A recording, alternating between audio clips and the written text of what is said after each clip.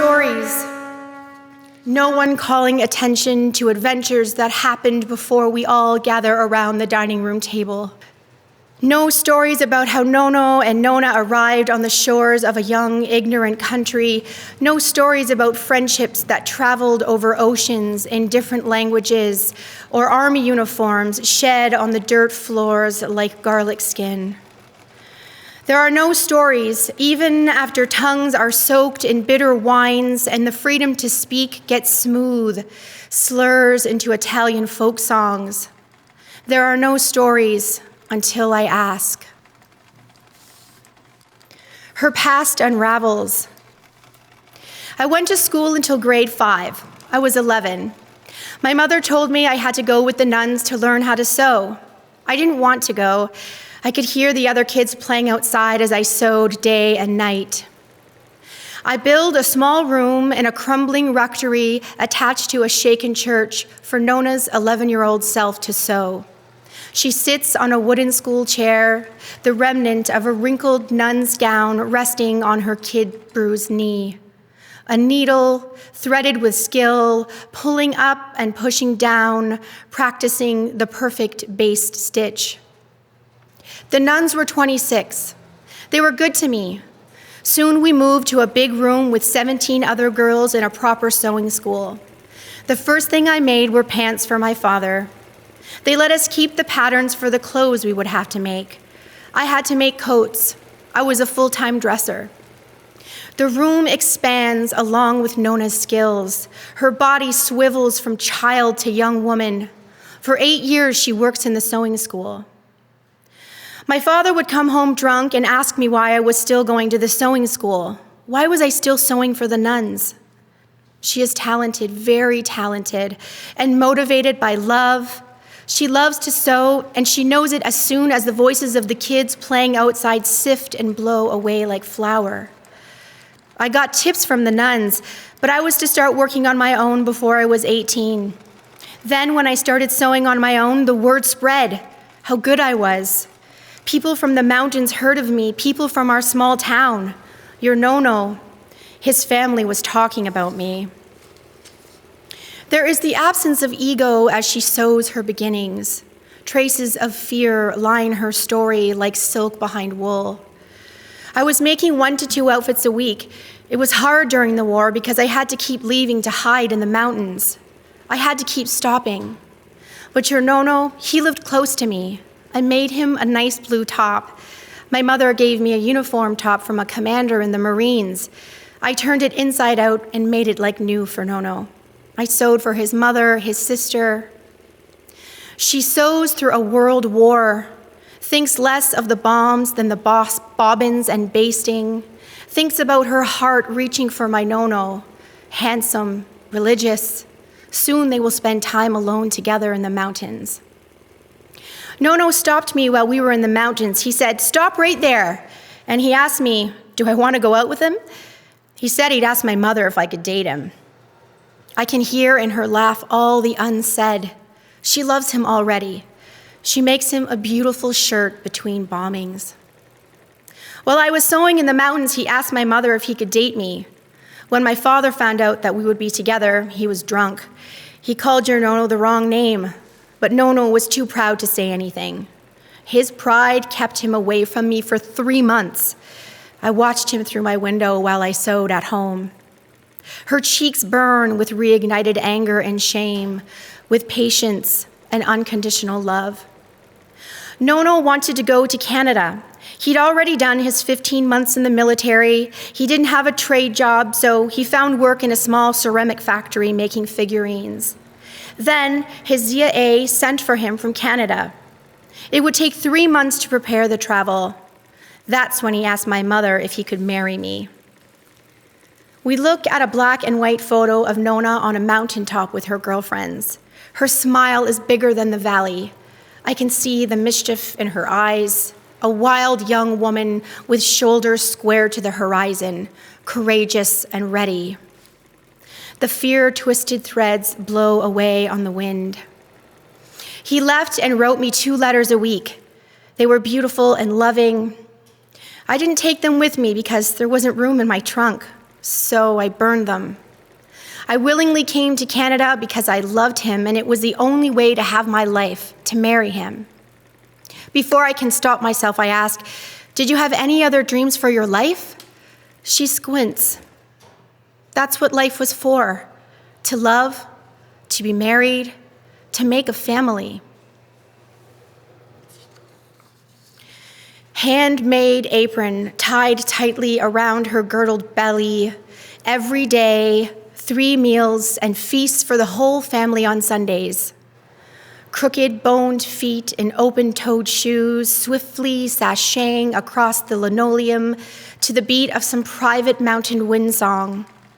Calf muscles pulsing, bend and lift, forearms turbulent, waves of muscle rolling into the shores of wrists, the pounding of daily duties, dredging recipes to life in tired pans, bored pots. A wooden spoon, curved smooth to the tender bend between thumb base wrapped fingers. This groove, a testament to her will, her service.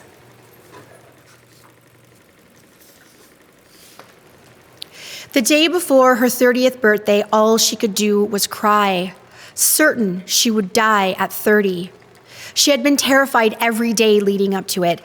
She cried herself to sleep. The next morning, she awoke, surprised, relieved, exhausted, alive. Tomorrow is another day, she always said, a haunting mantra born in the aftermath of living past 30. I see death waiting patiently in the wrinkles of her skin. I see love holding a flashlight shining on another day. After she lets me run up and down the rainbow-shaped stairs at the Orthodox Church, she leads me up the street, past the empty field I gallop through in winter snows. An open chain-link fence is an open mouth to a graveyard. To the left on the path where fat cherubs and thin headstones name infants and toddlers and children's, their souls barely fluttered before the pullback to Mother Sky. Gregory's stone leans to the right as if being urged under. Gregory, her firstborn, named after Gregory Peck, his baby breath taken by the crib, unforgivable, unblameable, unholdable. She stands in silence, heaving her pain into the crumbling stones. There are no words, no tears, just her hand on her thick hip, a moment of remembering, a flicker of anger caught in the blink of her gray-blue eyes. Then a crow hollers and Nonna finds her voice. We sing songs from the sound of music. She is my Maria, teaching me how to hold moonbeams in my hand. Around the bends and curves, our feet pitter-patter on the dirt sky of the kingdom of the dead. Our laughter keeps the wounded souls from scaring us away.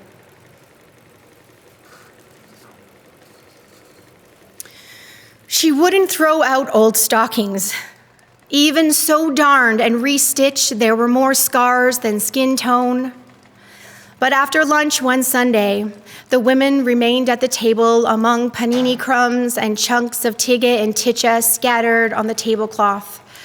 We noticed a rip in her stockings. Through the telepathy of women who knew what we had to do, our hands found the rip. Our fingers grabbed hold and we pulled. 3 generations of giggling women tearing apart what was already broken, opening seams into oceans of bare skin, Nonna's knees knocking as we rocked, shoulders in unison until all that remained was a golden elastic waistband. Tears of laughter tumbled down our cheeks. The men looked at us confused. I waved a flap over my head like a prize, a surrender to the bliss of collective undoing. In Willistead Park, she teaches me how to pee at the base of an elm tree. 1, look around to be sure no one is watching. 2, lift up your skirt. 3, spread your feet into a balanced stance. 4, roll down your stockings to just above your knees, crouch. 5, reach up and pull your girdle to the side. 6, pee. 7, smile.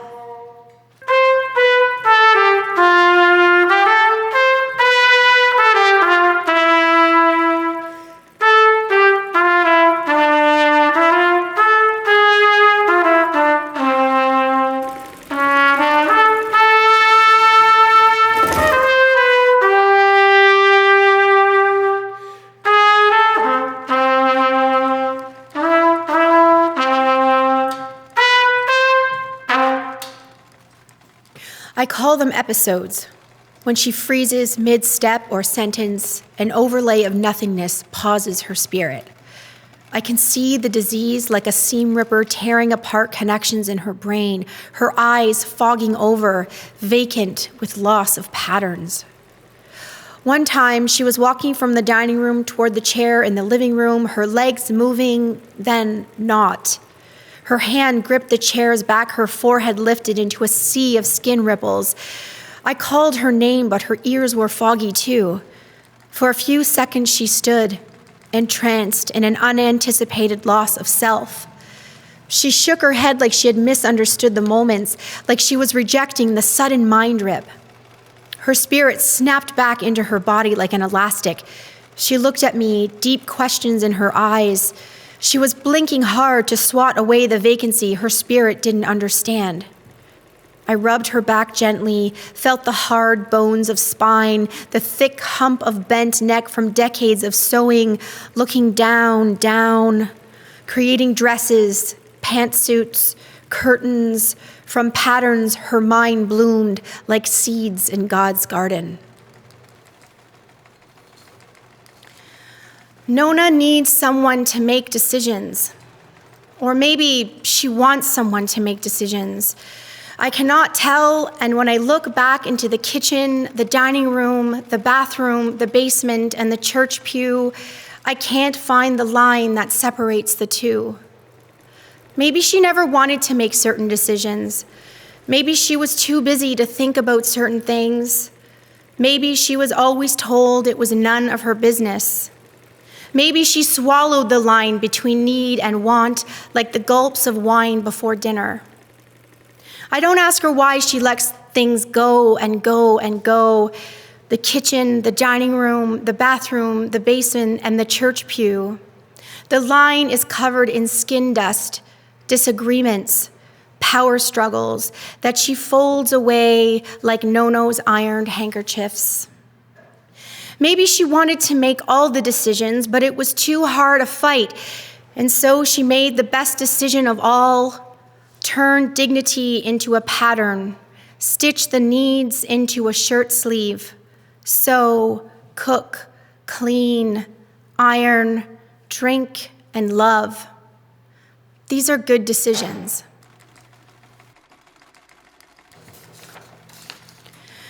The questions I haven't asked show up like needles in the rug, reaching for tender soul skin. Questions for decades, maybe lifetimes. There is so much I've missed. I never asked how it felt the first time you had sex, how it felt to find your newborn unbreathing, how it felt to fall in love with another man, how it felt to watch your children suffer, how it felt to know your sister had dementia, how it felt to be told you could never return to your mountains. I want to unfold the disease from your eyes, pull away the rotting parts in your brain. I want to tear open the skin on your chest, break open your ribs, and memorize your heart. I want to put your liver in my mouth and bite down, taste what you quieted away in your dark organs. I can see your soul quivering on the stairs to your throat as it chants to your lungs to keep breathing. I decide to reach into your body with my love, carry your soul to the safety of my heart, the heart you taught to be extraordinary, even as it fails to save you. I can see your spirit in the hue of red in your cheek skin, flapping from your shoulder like a loose silk blouse. I can see it out of your body, hovering beside you like an old friend. I wonder if it's always been that shape. Wonder how it learned to take his abuse. Wonder how it chose to give so many things up. But maybe it's not like that at all. Maybe it's more like a protective lining, a built-in silk, slippery but efficient, shrinking and expanding with time. I don't know how, but I can see your spirit. I thought it needed my permission to go. I gave it in the hospital that day I visited, so sure your body was done its living, so sure your spirit was ready to leap. But I was wrong. It coiled like a stove burner in the kitchen of your soul and waited. I don't know how, but I can see your spirit, see it in the waxy undertone of your bent bone hands, ripping off pieces of itself and stuffing them in my pockets like dress patterns to be discovered and made and worn. For 2 months, I did not visit. I did not call. Instead, I entombed myself in the catacombs of I can't. Finally, a gifted solution, a plan. That silver shovel returned to my grip, a steady, blistering digging out, a pure recognition of need, needing you, supple courage, flexible, gasping. I walked into the house, saw you on the chair, swallowed, then fell to my darkness. I squeezed your hand like it was God's. I outpoured, sobs rolling like exulting waves, and you took it.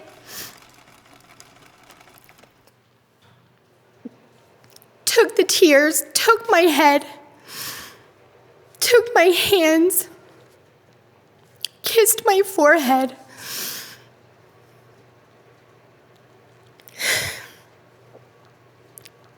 And forgave me.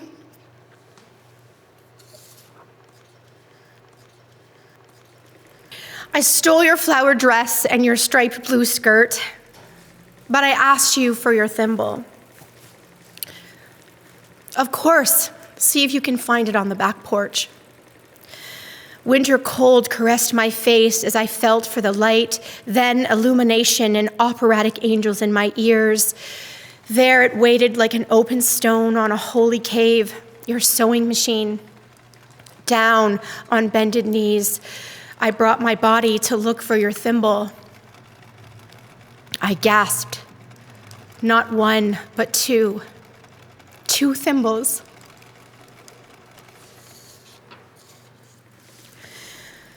I stare at Nonna as I lean against the back of the lazy boy. She's in bed, her limbs like yarn, her cheeks pink skies in the morning. I stare because it's all I can do to witness this tragedy of a body emaciating around a soul, banging against the fleshy walls of its shrinking prison. She opens her eyes. The lids are velvet curtains. "Hey, look at your sexy standing," she says, smiles. Nonna, my extraordinary Nonna. The palliative care doctor is a man. That man is handsome. Who is he? A half whisper. I'm by her side in the dining room while the others gather in the living room. The television is on, muted. He's your doctor.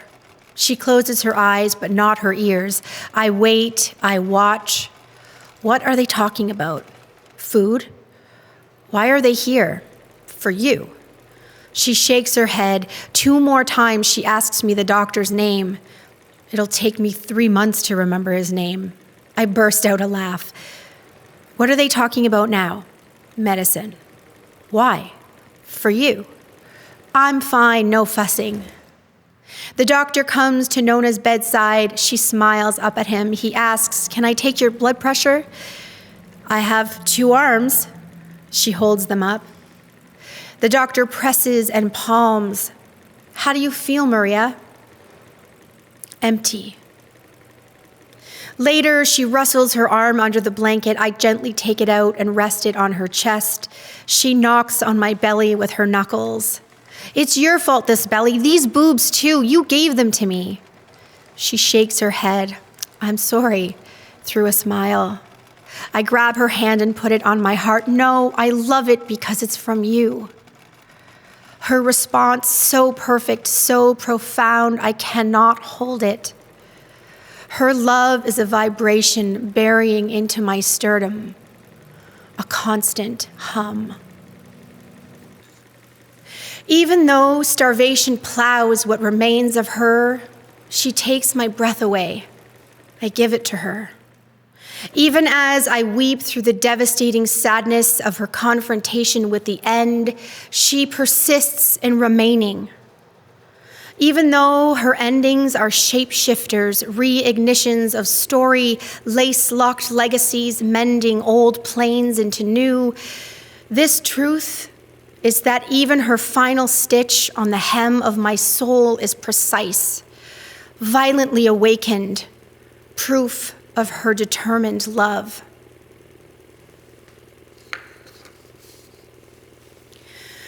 I let her go before she goes. Does a soul need permission to leave, to wither and let go its grasp on this version of life's branch, to feel a severing from the ones that love it, need it, think they can't exist without it? I can't exist without her, but she can't exist like this, an overflowing thimble, beautifully escaping our grasp.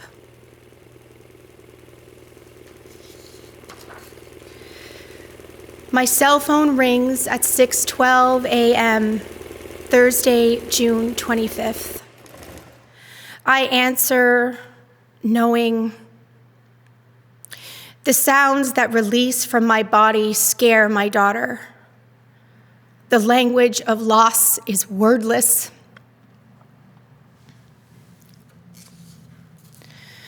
Her forehead is still warm, cheeks a sighing pink, her stillness impossible. I kiss her.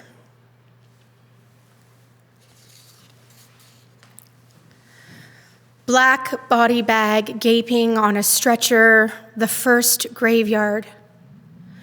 2 young attendants begin the taking.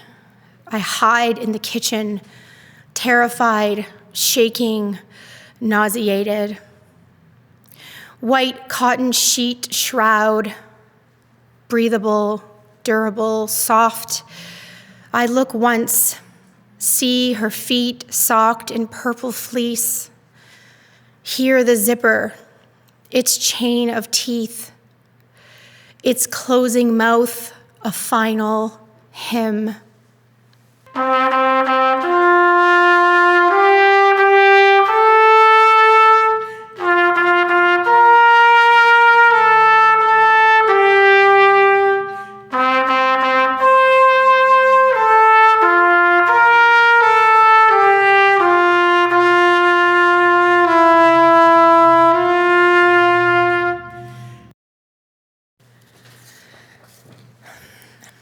I give you permission to never be the same.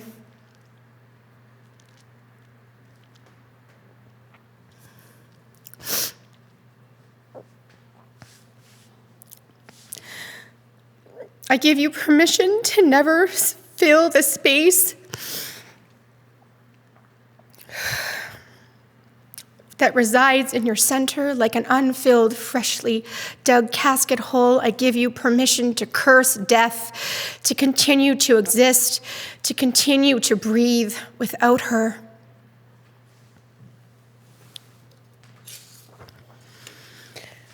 Breakfast with Nonna in the graveyard. Yellow jackets curiously hover. Groundskeepers dishonor the quiet with tractors and trucks. Their words dirty the peace-needing air. Life protrudes into every place. The living are loud.